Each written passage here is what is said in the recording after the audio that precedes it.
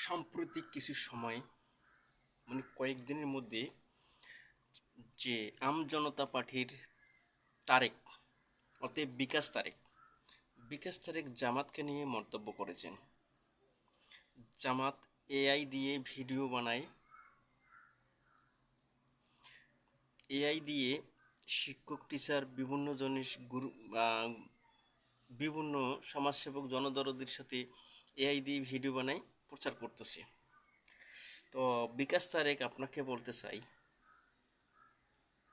আপনি ছিলেন আগে গণ অধিকার পরিষদে,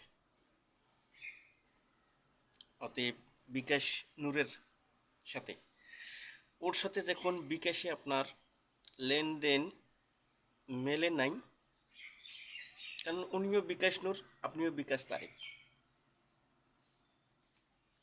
যখন বিকাশ নূরের সাথে বিকাশ তারেকের আপনার মিল হয় নাই, যখন আপনি ওখান থেকে বের হয়ে চলে এসছেন, গণ অধিকার পরিষদ থেকে বের হয়ে এসে আরেকটা জায়গায় আছেন, জনতা পার্টি।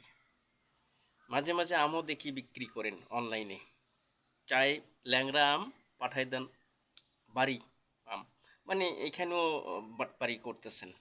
কোনো সমস্যা নেই, বাটপারি করেন, আপনি বাটপারি করেন, কিন্তু জামাতকে নিয়ে কথা বলবেন না। জামাতকে নিয়ে কথা বলবেন,